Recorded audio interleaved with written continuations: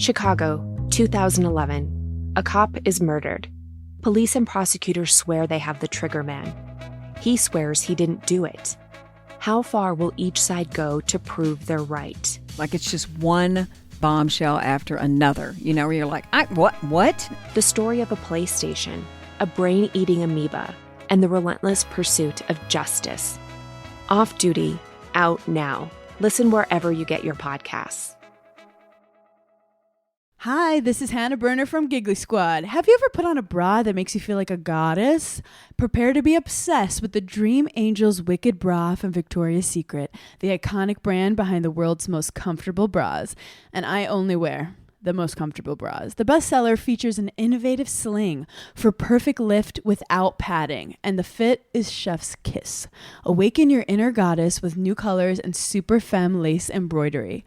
Find out why this bra has thousands of 5-star reviews and counting. Shop it in stores and online at victoriasecret.com. Howdy, howdy, ho, and welcome to Fantasy Fan Fellas. I'm Hayden, producer of the Fantasy Fangirls podcast and your resident lover of all things Sanderson. And I'm Steven, your bookish internet goofball, but you can call me the Smash Daddy. And we are currently deep diving Brandon Sanderson's fantasy epic, Mistborn. But here's the catch. Steven here has not read Mistborn before. That's right, hey. So each week, you'll get my unfiltered, raw reactions to every single chapter. And along the way, we'll do character deep dives, magic explainers, and Steven will even try to guess what's next. Spoiler alert, he'll be wrong. Newsflash, I'm never wrong. Episodes come out every Wednesday, and you can find Fantasy Fan Fellas wherever you get your podcasts.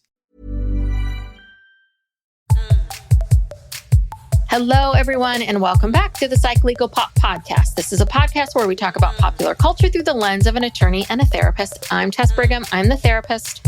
And I'm Brooke Brigham. I'm the attorney. And today we are actually, this is very exciting, we are actually going to be covering two different shows. First, we're going to cover Seeking Sister Wife, Season 6, Episode 5, entitled, This Is My Wife, Our Wife, and Our Girlfriend. And then we're going to talk about the finale of Love is Blind. We normally recap Love is Blind on our free feed. But unfortunately, this year we just could not do it. So we're sort of playing catch up, but the finale was dropped today. And so we do want to talk a little bit about what's happened. And I've gone down some TikTok rabbit holes. So if you're a Love is Blind fan, stick around. Yeah. And also, if we did do a recap of the whole season, episodes 1 through 11, and that's on our Patreon at the $5 level. If you're interested, you can go there. We just kind of talk about our feelings about the whole season. Yes. Which really can be summed up in about 45 minutes to an hour. I don't think that each episode requires, a full recap. No. There's so much filler. I spend so much time fast forward. Like, I don't. It's so much. Even through this finale, a lot of fast forwarding. Yes. Okay. But we are not yet. We have to talk. We have to talk about what happens 15 years into the marriage. And somebody says, I want a sister wife. Yeah. Okay. So where should we start? What was the one? Well, the episode started with the Johnsons. The Johnsons. We can do them really quickly, though. There was a bit with them. It was strange. It was very strange. And there's something more to this that they're not sharing with us because, well, essentially the Johnson family, they haven't seen Shanay in a few weeks. And apparently, this is what I love about Matt. He's like, well, I texted her and I didn't hear back. And Angelica's like, well, that's part of the problem. Like, you're a one text and then I don't hear anything back. Like, maybe it would be nice to follow up or, maybe and I send her understand some flowers or something. Like, I mean, you're basically doing a text is the bare minimum. That took you 3 minutes. So that's part of it that's what she's seeing. And that's what Shanay is feeling. But this Matt just does not get it. It's like, oh, no one texts. Okay, she's out. I guess I should be looking for other women, which actually, guess what? I already have been. So he drops this bomb. And I think Angelica was totally taken off because she looked shocked. that Matt's like, well, I've been actually talking to someone that it's someone I used to know. We used to date. We dated for like 6 months about 17 years ago, and we reconnected on social media. I'm like, okay. So you did what most people do, which is like find an ex on Facebook or Instagram, and you hit them up. And I know that you two have been talking. Like, this isn't just this. Like, the two of you have been communicating.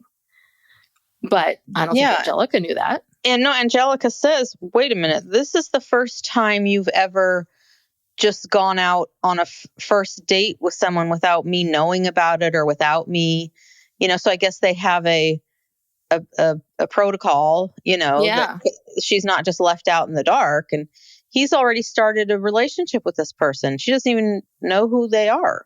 Yeah. Yeah.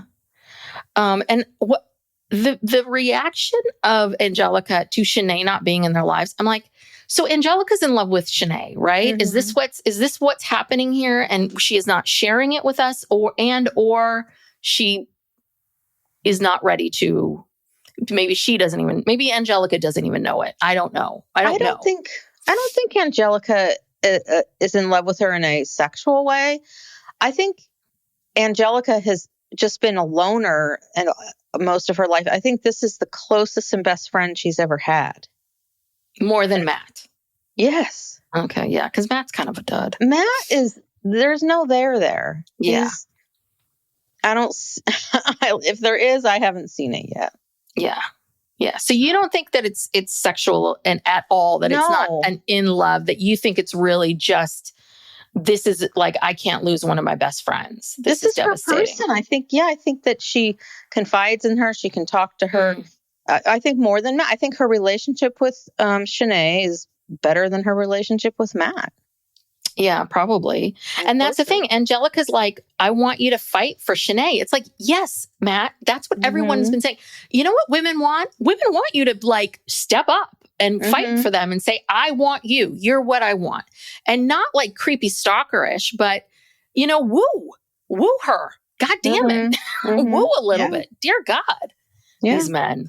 So, so we meet this woman. Her name is Marilyn.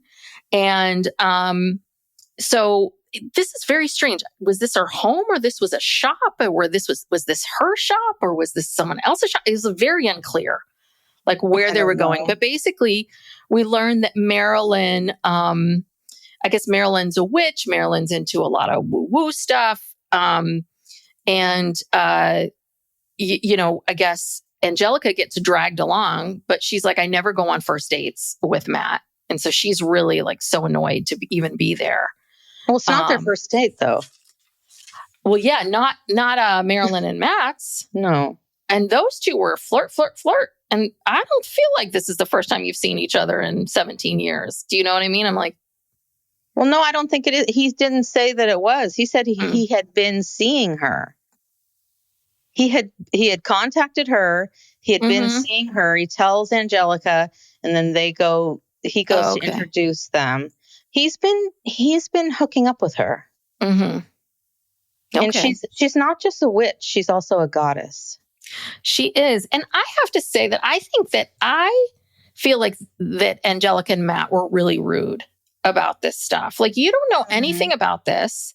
And she, Marilyn talks about, I guess, she likes to go and howl at the moon. And they just start making fun of her, like, are you on all fours and blah, blah, blah. And it's like, okay. But this obviously, I mean, to me, it feels like you can joke about this on the car on the way home, but this seems to mean something to Marilyn. Mm-hmm. And if I was Marilyn, I would be like, well, F you two. Mm-hmm. You're not even going to give me 1 second to show you who I am and what I do. Even if you think it's ridiculous, she doesn't. Mm-hmm. I don't know. Yeah. So anyway, they're making what? I said it's rude. Yeah, it's very rude. So they're making intention candles, and there's rubbing oil on candles. Oh, Lordy. And, but this is the best. This was the best part. Marilyn starts talking about her former relationship with Matt. And she's like, yeah, it was very sexually driven, but it wasn't very fulfilling. It was adequate sex with Matt. And Matt's like, wait, what? Adequate? And he, of course, men, he thinks that she doesn't know the meaning of adequate. Oh, no, she does. Oh, she meant Matt. to say something else. That's not what she meant. Yeah. Oh, she meant to say, oh my God, jaw dropping. Best sex of my life. Best sex of my life. People get that and adequate mixed up all the time. Happens I cannot tell you how many times I've mixed up those two words. I mean, come on, Matt. And seeing how Matt is, I'm like, yeah, I bet he's the laziest. He's a lazy lay. Yeah. Yeah, he is. He's lazy. Yeah. You know, he's kind of like flopping around going, is that good? Okay. You know? Anyway. So now Matt's no longer interested in her now that he's seen this other side or whatever. I don't know.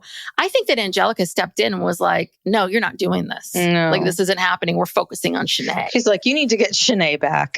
You need to do whatever you need to do. And because she says something to the effect of, I can't imagine living my life without her. I mean, Angelica is going to just die without this woman. Well, but the other part of it too is that, and you know, we don't see everything, but if Angelica's so in love with Shanay, then I don't see Angelica trying to fight to move closer to Shanay. Yeah. You're still not willing to do anything or get uncomfortable within your life. Right. If you love this woman so much, why aren't you fighting? Why aren't you moving closer? And I think the reality is I think Shanay has more money. I think Shanay lives in a nicer part of town. I think Shanay makes more money. And I think that she's like, I'm not downsizing and doing any, you know, I like where I live. I have this great life. And these guys are like, well, we can't. So I don't think it's never going to work. It's never going to work. So, nope.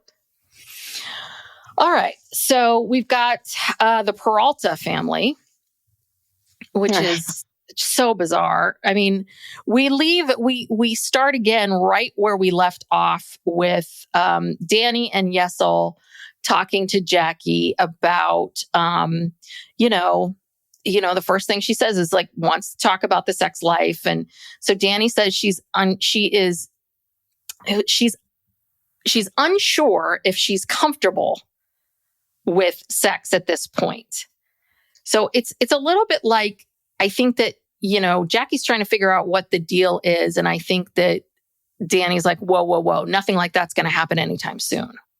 That's the sense I think. I thought he admitted to already kind of fooling around with her, with Jackie. Or was that somebody else? Was that another indiscretion? That was another indiscretion. But he and Jackie had a conversation offline outside of the group chat, which was a violation of Dani's rules. Yeah. So, well, the bigger problem is that, you know, Dani had this thing about whoever was going to be their new sister wife, she could not have a child with Yessel.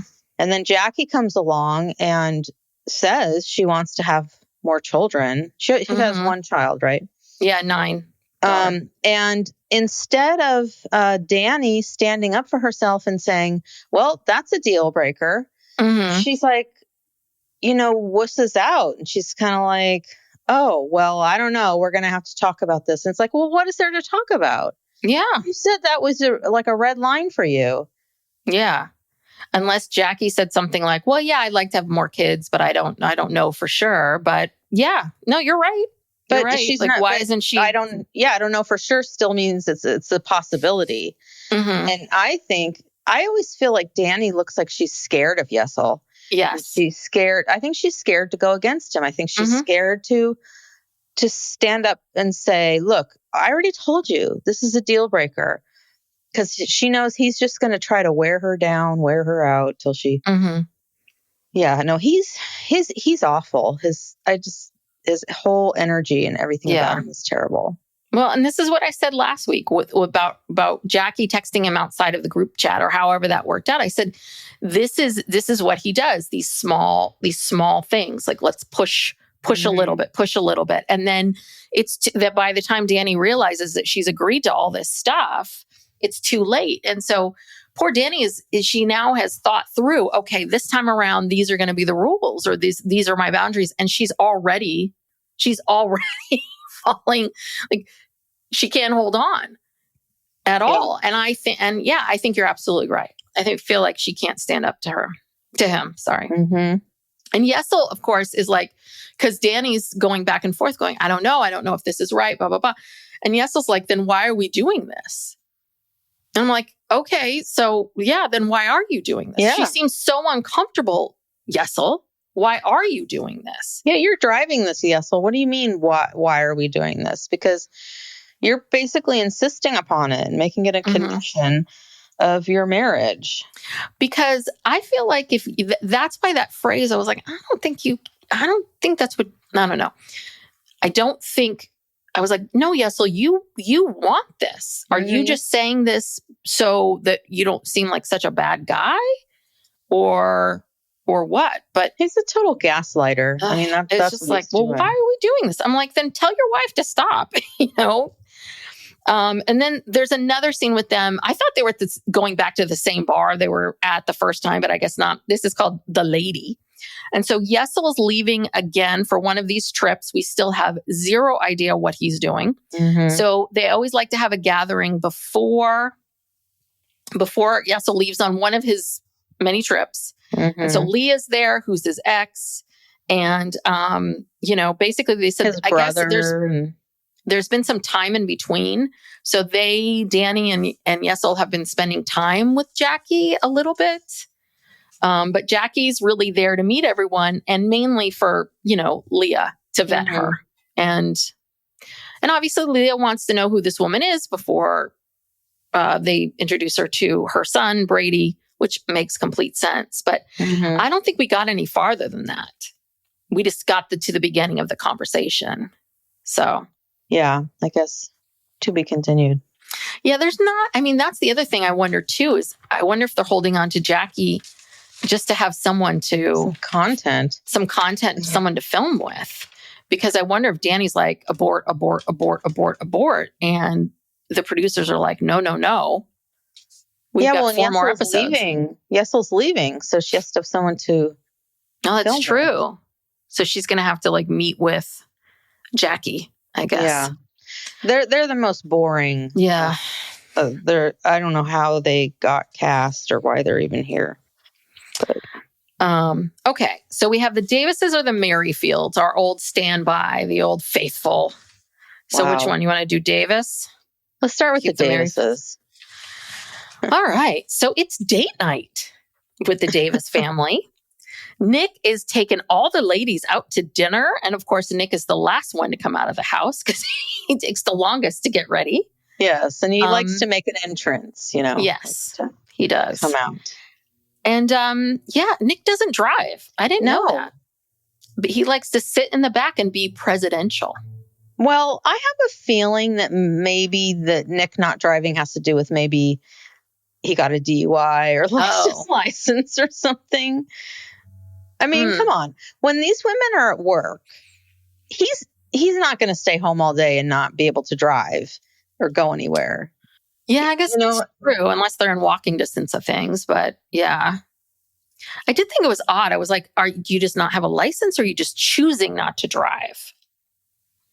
Yeah, kind of like he chooses to stay home and read all day, allegedly, instead of working. I mean, I don't know. He's the most brilliant man in America that he's been able to pull this con off.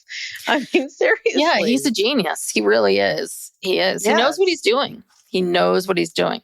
And so at first I thought they were going to a sushi restaurant. And then I'm like, oh, is this Benihana? Yeah, I think it's a Benihana knockoff. Yeah. Yeah. I have never been to Benihana. Oh, My entire life. No one's ever taken me. I'd like to go sometime. Well, we see should what all the fuss is about. I like Benihana. We should go. Well, you have a birthday coming up. Yeah, well, maybe that will work out. So, but it was very strange. I'm like, sake bombs, but they're sake bombs pumped through like a mustard. Yeah, I've never seen that. I've never seen that before. That was strange. But yeah, this is where I guess they throw, of course, the chef is has to ask them, oh, hi, well, why are you here? Are you here for a special occasion? Yeah. And this is where the title comes from, because Nick introduces everyone. This is my wife. This is our wife. And this is my girlfriend. And so the chef was like, whoa, okay. And then just taking it all in.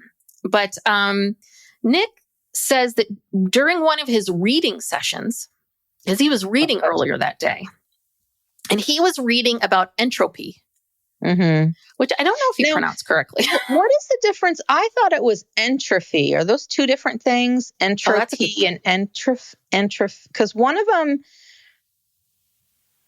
has to do with, here, I'm going to have to Google this. Sorry. I meant to do it beforehand. What was the definition they gave on the show? So entropy is sort of a lack of order. A lack of order or disorganization. See, I always thought entropy was more about like kind of giving up and like staying still, like not making forward motion. Yeah, like your body it can't even move.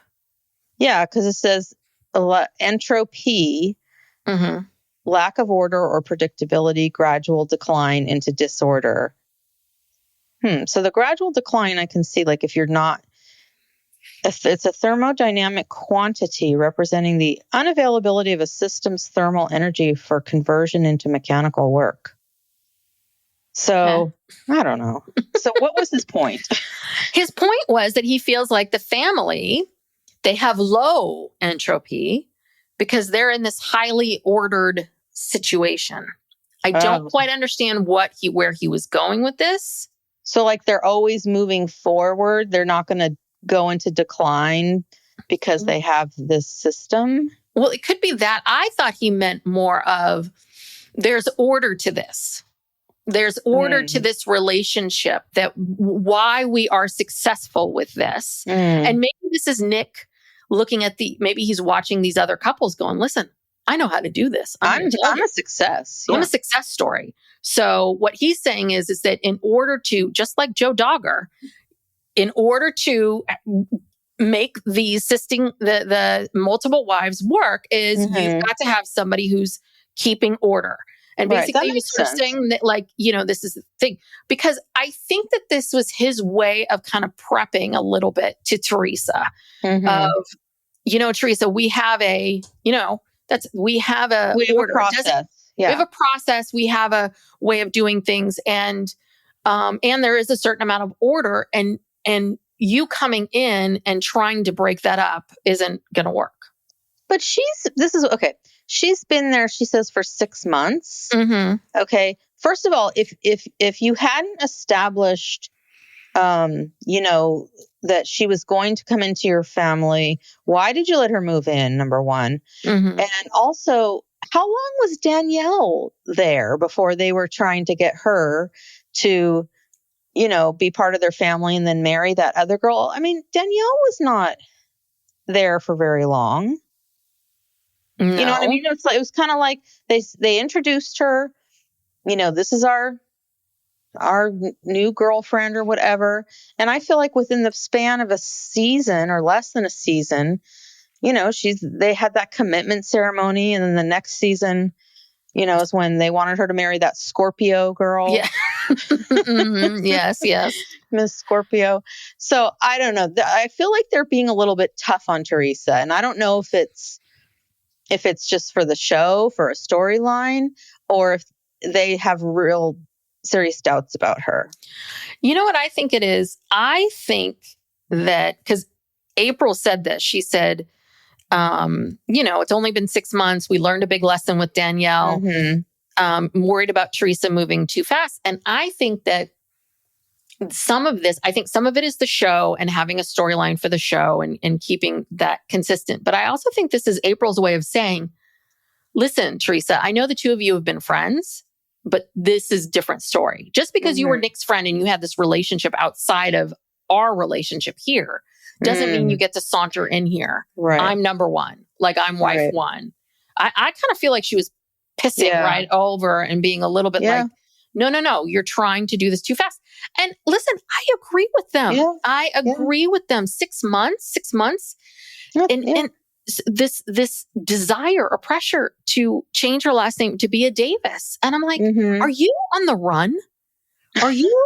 Yeah, you need to change your identity real quick. Change your identity? You know, do you like, what is happening that you are so desperate? Because she keeps saying, well, if I'm a Davis, I'll feel like a wife and not a girlfriend. And I'm like, the last name, if you have insecurity, the last name's not going to help you. The last name's not going to, what is that going to do for you? If you're always insecure in this relationship, then, you know? Yeah. And Nick, rightfully so, has a problem with her aspiring rapper career because she sucks.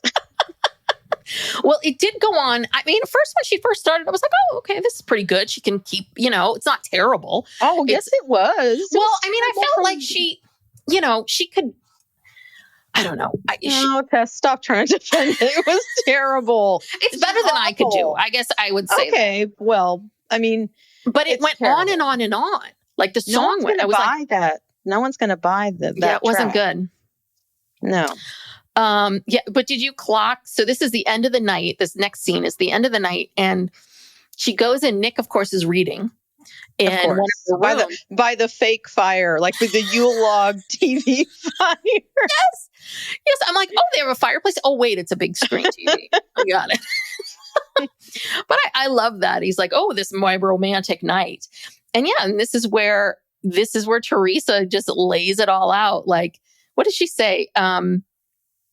Nick keeps saying, well, she's hurt because he thought she was a terrible rapper, and I guess he never said it to her face. And I'm like, well, why would he say that to your face if you were pursuing this and you obviously went on tour? Okay. But he basically keeps telling her, well, I see you, I'm here, but I'm not around that corner. Basically what he's saying is, I'm not going to give you the name Davis. Like, that we're not near this. And Teresa just, again, does Teresa desperately want to be on the show? What does she want? Because she's just like, she's saying to Nick, in your presence, I feel so beautiful. And I know when I made love to you, you'll be the last person I will ever make love to again. And he looked scared when she said that. He looked very frightened. Yeah. I really, the more I think about it now, I think that she is on the show to promote her rap career. And because if she's known him all this time, like for 15 years or something, and now all of a sudden she's wanted him this whole time, but now he's finally free. This guy's always looking for new wives. He's always done this, right? I don't know. Well, I guess he and April are legally married, and they were a couple for a long time. You know, just the two of them. They might have been swingers. I think they participated in that kind of stuff. But then when Jenny came in, that was the first time they brought someone in. That wasn't that long ago. I mean, so she didn't realize it was an option until they got this show and they started getting attention. And then she's like, well, how can I use this to my advantage? Yeah. Well, so I think, let me back up. So he says that he would be hurt if this didn't work out because they were friends. And I think this is also Teresa's theory a little bit of, he's being cautious because I'm a friend. But at one point, what Nick says at the end, he says, well, I want women that are going to respect themselves and love themselves. And I think that Nick's got the ick with Teresa and how much she's throwing him. She's throwing herself, Her throwing herself at Nick, and oh my God, you're the only man I'm ever going to make love to again. And I think Nick's like, well, what about our swinging nights? You know, what's happening there? How's that going to work? You know? Because I do think that I think there's more, I think they partake in a lot of different things. So this is, I thought that was very interesting. I'm like, yeah, Teresa, you're not coming across the way you think you are. You're coming across as desperate to want these people. And I think that what they learned from Danielle was we cannot bring someone in who their intentions are not great. I mean, I think Danielle was so scared and nervous. And then, so Teresa's the opposite. And they're kind of like, neither of these are good. Right. So, right. Yeah, I think that's spot on. But, right now, I forgot that Jenny, when I saw her, Jenny's pregnant. I'm sure she's had the baby by now. And so Nick now is home. He's got 2 kids. He's got a lot of kids. Yeah. 2 kids now, a baby and Vera's 3, 4, 3. Looks like about 3. Yeah. Yeah. It's cutting into his reading and studying time, I'm sure. Yeah. Yeah. All right. So, okay. The Merrifields. The most diabolical people. And what was we saw yesterday on Instagram? Garrick has written a book. Yes, people have been talking about this book about a godly, holy, how to have a godly, holy, whatever marriage. And it's got a strange picture of sort of like a cartoon man and woman on the front. And it's a woman's blueprint for a godly marriage. So basically, we're going to tell women what to do, what they should be doing to please their man. I guess this is Danielle's blueprint. Yes. And now it's going to be Lorena's blueprint too, I guess. They're probably already translating it into Portuguese.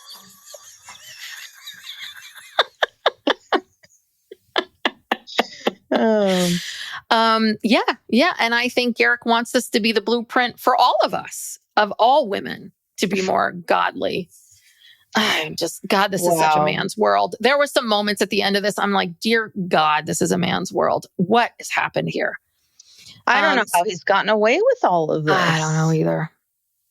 And he's got Danielle so brainwashed, you know, and and but this is only like Lorena's, I don't know, second day in America, and already things are cracking. Yes. Things are cracking.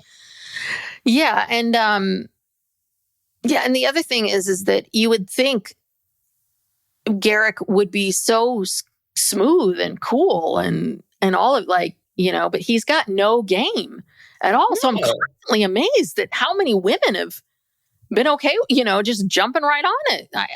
Okay. So, Lorena had her first night with Garrick. Danielle is having a hard time accepting that this is their new normal. That she has dealt with Garrick sleeping with other women, having sex with other women, but this is the first time they've had another woman in their bed, in their home, with their children, all of that. And so after breakfast, I guess, Danielle, she went off by herself to work out by herself while Garrick and Lorena go on a bike ride. Because sweet Solomon put together a bike for Lorena, which was so nice. That was nice. But after they woke up, didn't Lorena say something along the lines of, it was hard, this is how I interpreted it. It was hard for her to really relax and be intimate with him because knowing Danielle's right upstairs, right above them. Yeah. And so I wonder if they even were intimate. Garrick would be devastated if they were. Yeah, I don't know if he would allow that. Yeah. Yeah. I don't know. I mean, they might have gotten intimate, but maybe not the act or something. I don't know. I have no idea. But yeah, Lorena, I'm with you on this. It is odd. It's creepy. It is strange. And then what else is creepy is that, so Solomon, who is he the younger one? I don't know. I think he's the older one. Who's the other one? Jeremiah? I think Jeremiah might be the oldest. But anyway, this kid is what?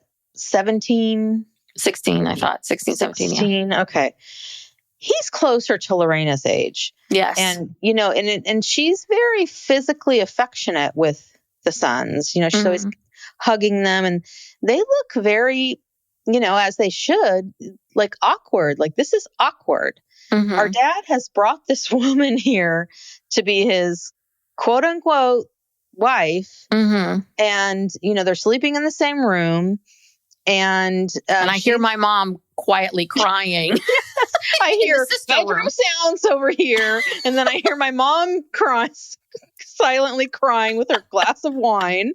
And I got to get up and put together a bike. And then this very attractive young woman is hugging me. And I mean, God, these poor boys. This is not normal.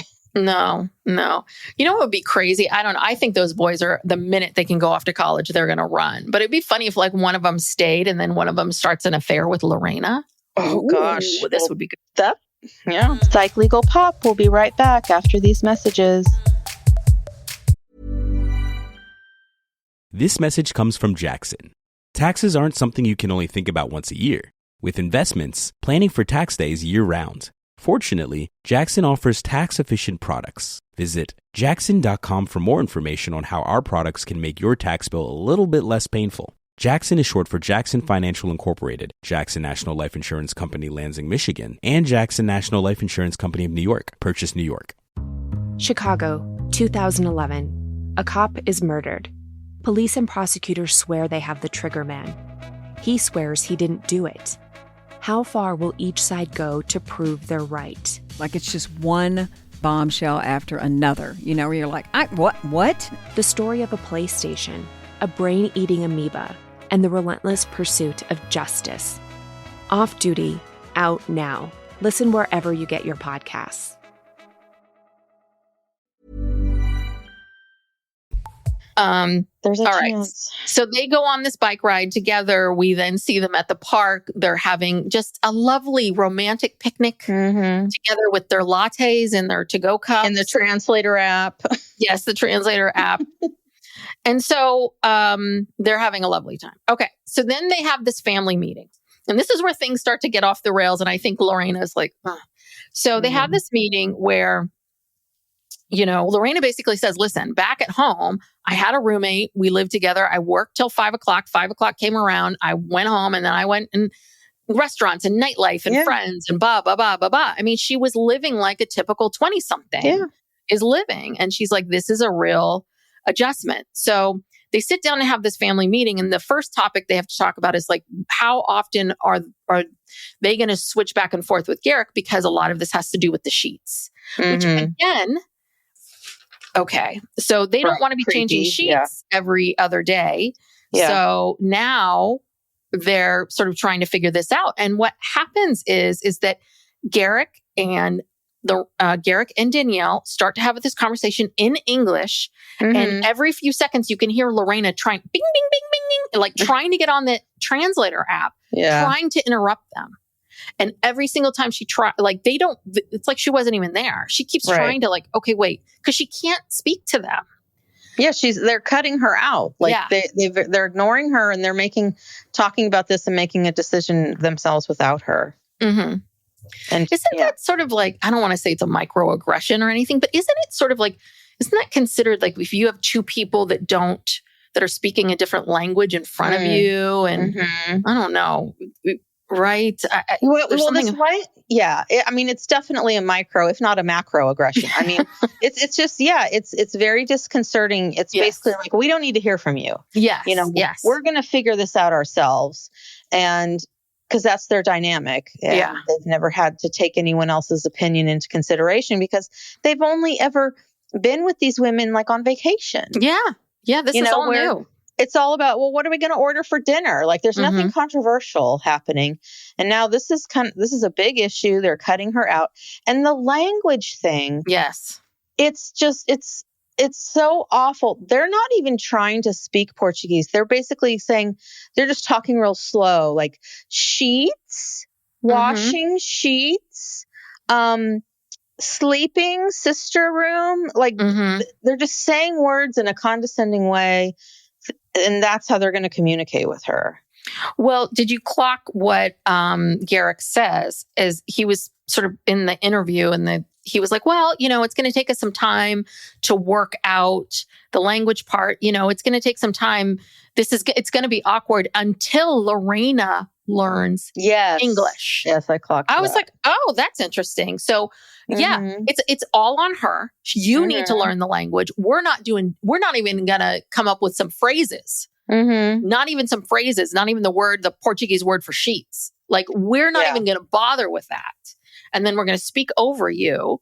Yeah. I mean, they're treating her, I'm sorry. It's it's very uncomfortable. It's like they're treating her like a prop. Yeah. And then they were kind of treating her like a nanny when they wanted her to put the baby to sleep or whatever they wanted her to do with the baby. And they're like, baby, night. I mean, here we go again with the baby. They're doing baby talk to her. to Lorena. Yeah. And you could tell she was really annoyed. And this is like day 2. Yeah.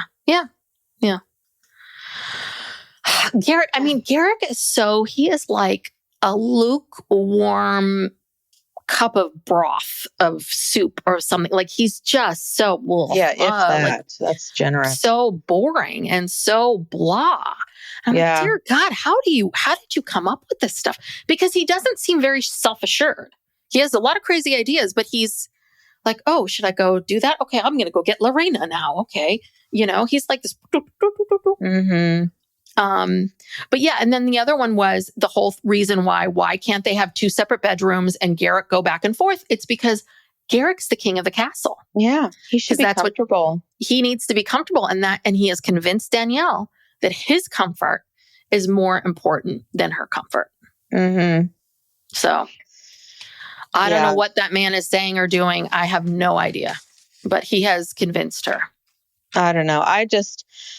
I'm praying for Lorena. I'm praying that she doesn't have to spend too much more time with these crazy wacko people. Mm-hmm. Yeah. And that's it. I thought you would take notes for next week, but next week we're going to see our friend Reese again. Reese is dating. Uh-oh.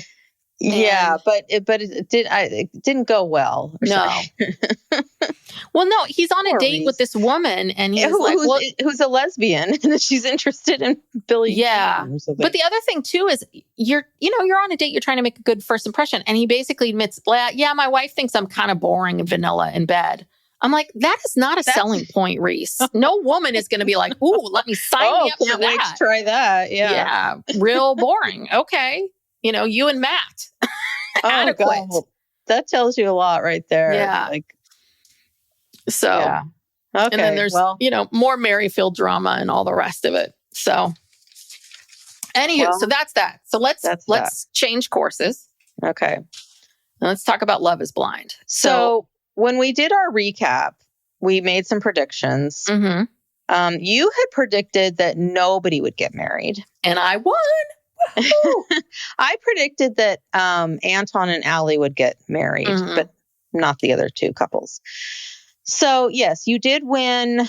This was an interesting finale because 3 very dramatic, different kind of outcomes.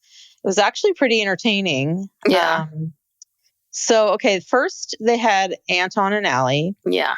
And at first I thought they were both going to say yes, because they're so tricky with their and I mean the couples do it too. It's not just editing. The couples, I don't know if they tell them you've got to act like you're going to do this. Mm-hmm. Don't act like you don't. If you're unsure, don't act like it. Act like you are 100% into it. And that's what they were all doing that. Mm-hmm. Or only 2 couples actually made it to the altar, but yeah, it was like, yes, I'm so excited. They're talking glowingly about the other person. And it's just like, this is weird. Yeah, it is really weird. It's really weird to watch like Allie hug Anton's mom and everyone's so friendly and nice. But I get the sense that Allie was still maybe up in the air. I think she was sort of like 90% no, but she was going to wait to see how she was going to feel. Yeah. And then she got there and she's like, oh, this is still a no. But also what her mom said to her on the wedding day, her mom was real clear that even she was trying to be diplomatic, but she wasn't. Mm-hmm. She was real clear she did not want her to marry this guy because he drank alcohol. Because she said, our family doesn't drink alcohol. Mm-hmm. We don't drink alcohol. And then there was the sister who was boycotting this, but then ended up showing up. These are like real judgmental people. Okay. And I don't know if it's a religious thing. I don't know what it is, but they are super, super judgmental. And obviously her family's opinion means a lot to her. She's very young. And I think at the end of the day, she knew that her family was not going to be happy with this. Well, what was the other thing too? Like, he's a truck driver, and are you okay with him being a truck driver? And I was a little bit like, well, you're a nurse. I mean, obviously nursing takes a certain amount of skill and education, but That's still like a on your feet job, moving around. I mean, and I thought he was like a manager of a trucking thing. I thought he worked in an office. I think they oversold they called him like a transportation logistics. Okay. Which is a fancy name for a truck driver. Yeah. And he works overnights. So yeah, they were kind of judgy of him. It's like, oh, he's blue collar. And she's like, but he wants to do other things. He's very entrepreneurial. He wants to open a salon, a barbershop or something. I mean, so again, he's not good enough for her. Yeah. I don't think anyone's good enough for her with that family. And he's certainly not. And he drinks too much. And she's just kind of too young and naive, I think, to push past that. Well, I saw a TikTok theory when I was scrolling through that, some people think that she really just wanted someone with money. That because she did say, are you going to pay for my Botox? Yeah. And here, I want to talk about this Botox thing. A lot of these I want Botox. We should be getting Botox, not these, like Madison has these big lips. They're all doing all the Botox. Yeah. I'm like, dear God, this is like everywhere. You would think in Denver, of all places, it would be au natural. I was just like, dear God. Oh, no. This is a lot of this is a generational thing, but everyone's doing it. Like I went recently a couple times to get a facial, and, the woman is telling me, oh, well, we can pump up your lips just a little bit. We can, she's trying to sell me. Yeah. Yeah. How much is that? I don't know. I never got a price. Okay. But she was literally like picking apart my face, telling me I should, do the filler in my lips, that I should get laser hair removal. Ooh, I want that too. Yeah. I mean, yes, I want it all too, but I'm not rich. I mean, it's like $300 just to get a facial. Yeah, Skin Spirit. After you leave a tip, and then I always end up buying products, which I have to say, I think the products are worth the money. The products are really good. And if you can get the right products, you can do a lot just at home. But no, this is our culture. This is, like Layla, every night and every morning, she's doing her infrared thing on her face. And, she's doing the the patches and she's 22. She's like, well, this is because of social media and Get Ready With Me and the fact that people are staring at each other's faces all the time and that this has become a thing. But anywho, where was it go? But she wanted him to pay for the Botox. Yeah. But you knew what he did. Again, like if you were looking for, then you needed to hook up with the entrepreneur. Yeah. Again, I think it really does.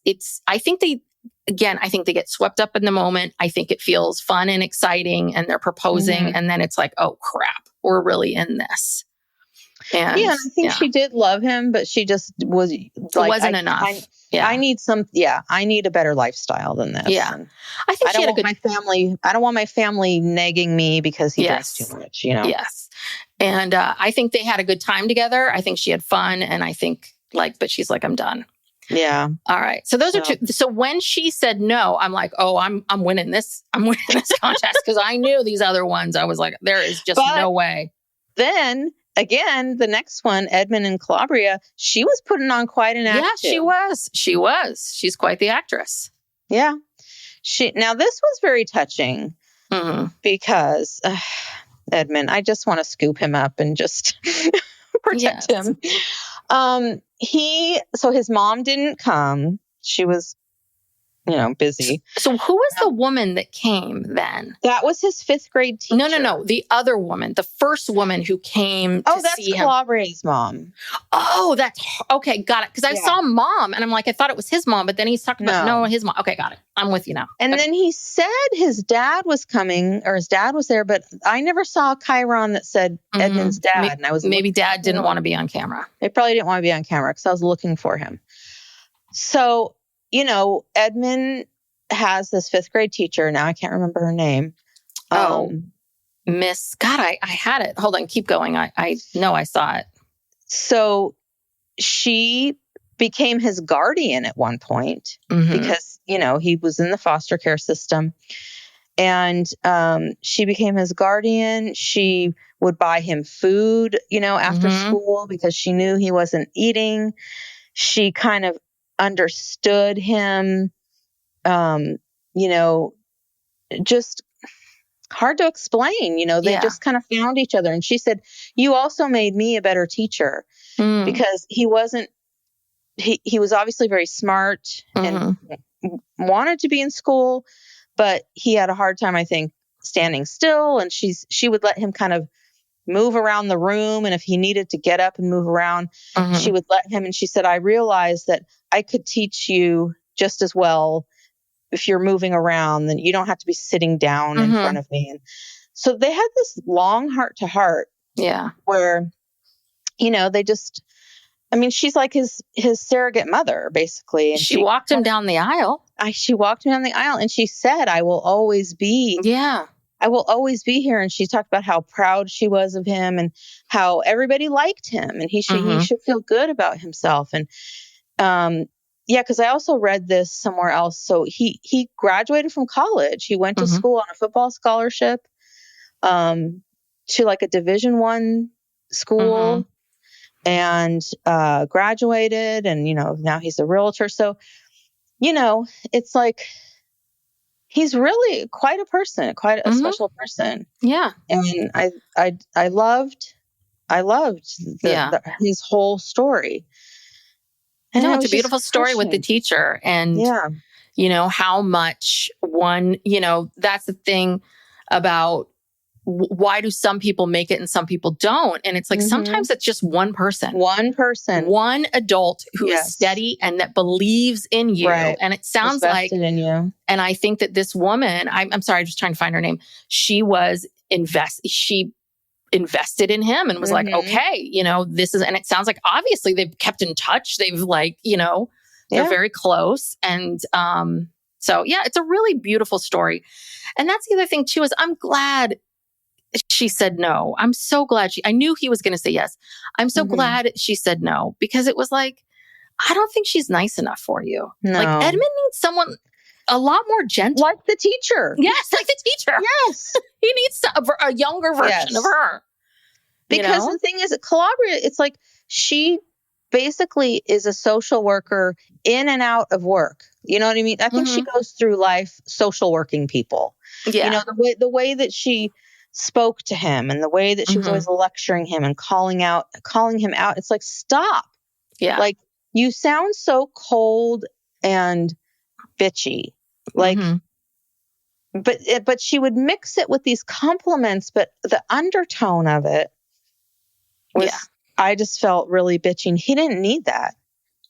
But that's not what he needs. Because he would freeze and all he could hear were the negative, and she would deliver the compliments the same way she would deliver the other words. So it's like, want. Right. So even if there was something nice, no, I think that's a really good way of saying it, where she's a social worker wherever she goes. She's social working and all of this. And and I think that she saw him as a project. Yes. And I see where Calabria gets it from because her mom was the same way. She went in there and gave that talk to Edmund, like her social worker. Maybe she's a social worker too. I don't know. But it's kind of like, you guys need to be softer with this guy. But he needs that. And also, even, Edmund needs to be with someone who isn't there because they see him as this project, but there as I see that you as an equal. See, I think that's the other part of it too, is I don't think KB saw him as an equal. No, not emotionally. That's for sure. And listen, I do think he's got some ADD. He's got, he's a little all over the place. And and I do think there's some other things going on with him that he needs to work through. But, he's really just looking for, he's looking for someone who's going to see him and say, I choose you. I accept you. I want you. And I think that's. Yeah, it was so sad when he was talking to the teacher and he was saying, I'm just never going to find anyone. I've tried everything. I even came on this show and I just can't find. And I'm thinking, Edmund, don't worry.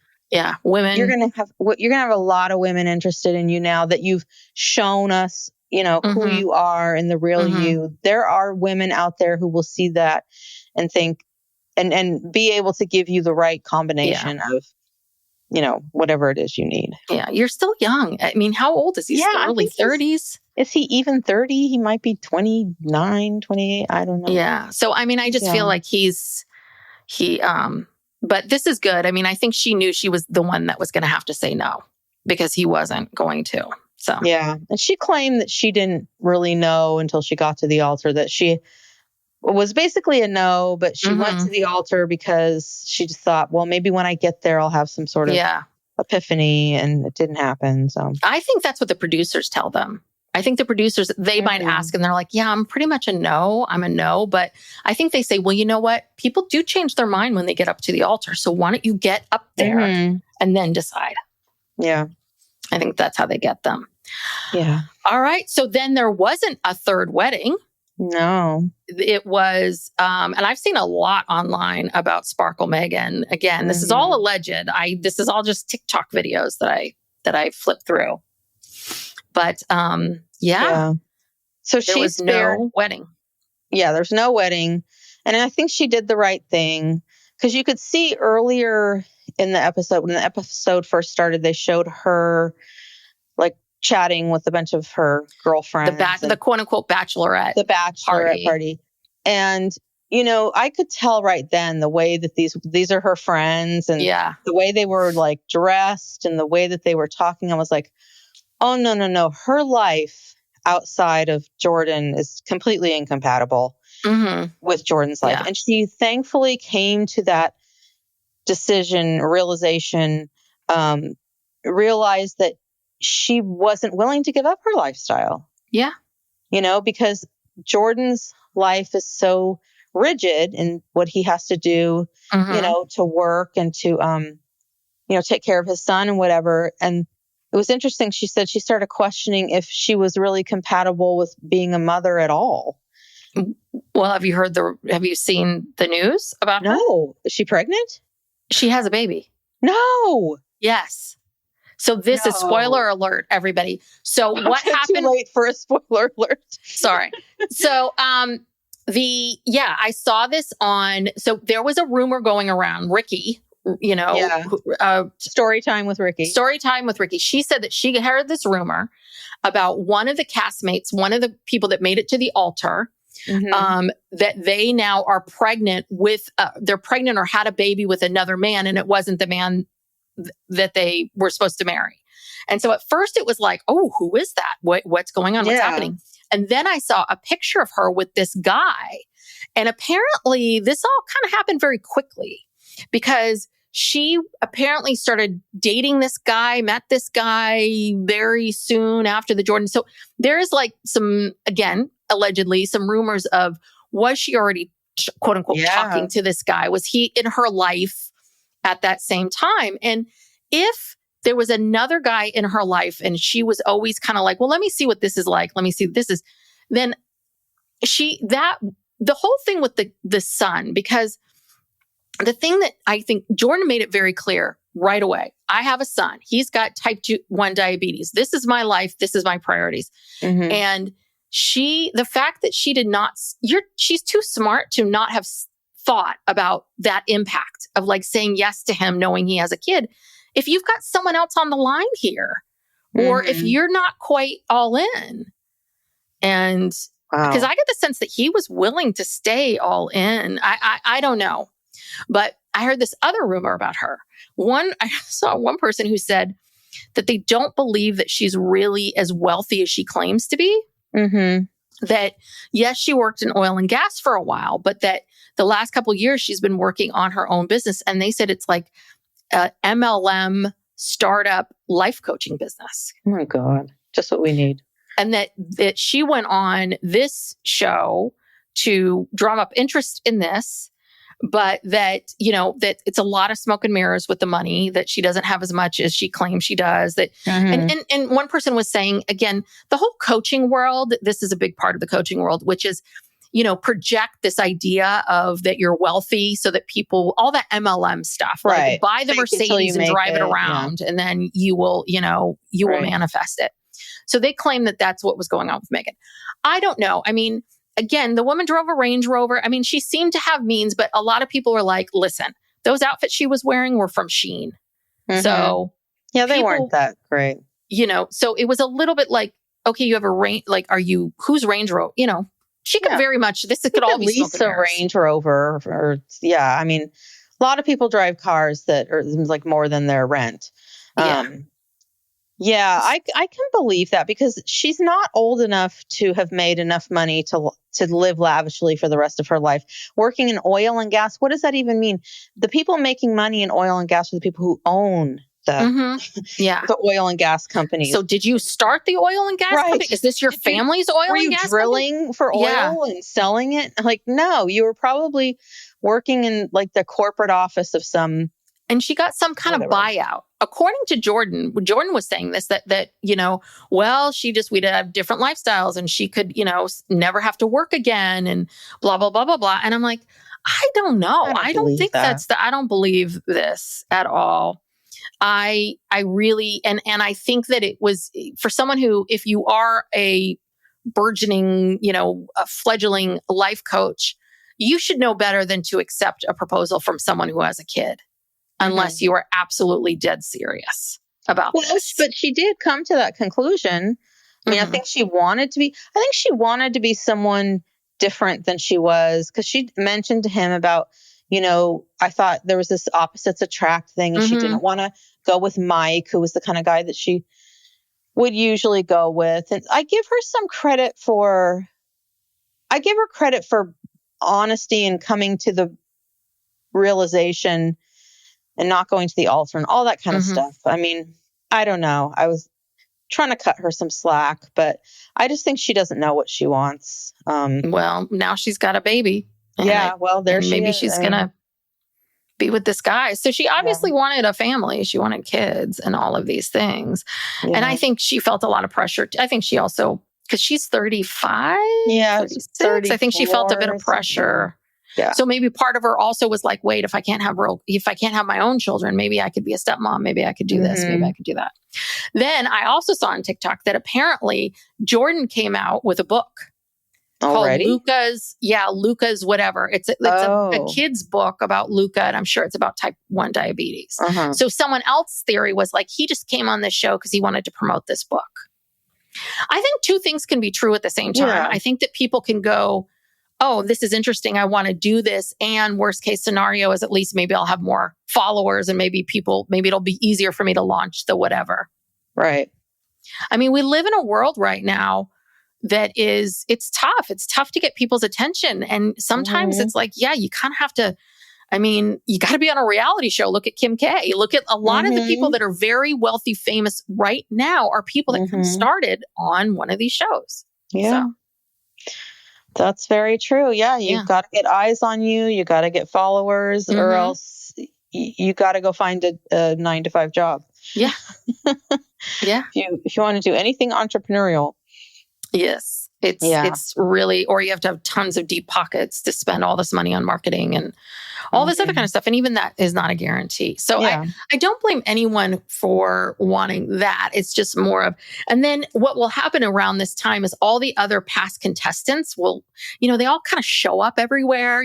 They're always like, remember us? We were on the show. We had a baby. We had not. Yeah. And they comment on it. Yeah. Yeah. They're just like, remember how we were? We were like this. So anywho, I think that's all the gossip I got from TikTok. Wow. Well, I guess more will come out at the reunion. Yes. And I guess that guy Joe maybe is doing a podcast. Oh, well, a lot of them have been appearing on podcasts. Yes. I think who was Joe? Nick File. The one who was with Joe. Madison. I think she went on Nick Vile. So everyone's kind of like, what is happening here? These people are going on podcasts and they're spoiling things, and they're talking about the show, talking about each other. So I don't know. They got to tighten that up. Or maybe they want it. Maybe it stirs up. Again, this is counterintuitive to the way that, traditionally things are done. But maybe Love is Blind is like, let them go out there and start talking because it'll just drum up more interest in the show. Yeah. That's true. No, it's true. I guess I wonder now that they've had this unprecedented, final finale with nobody getting married at all, if they are going to change things.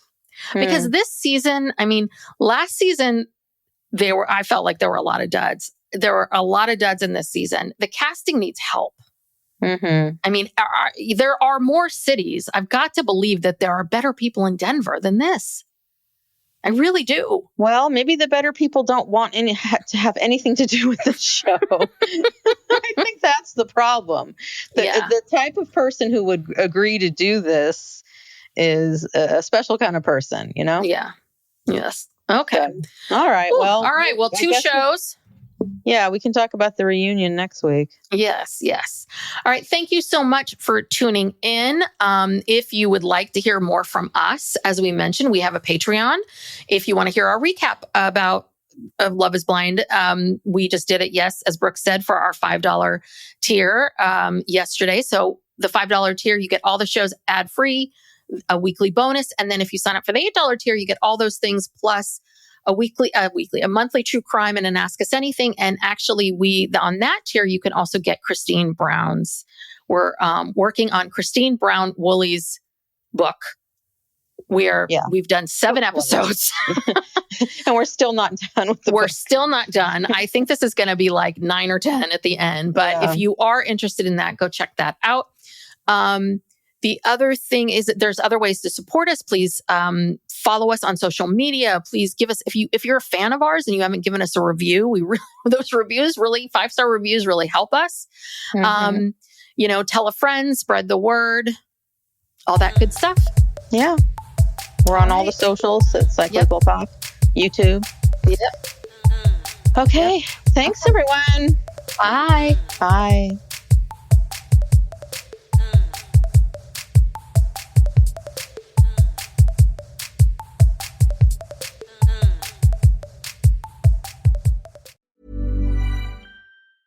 This message comes from Jackson.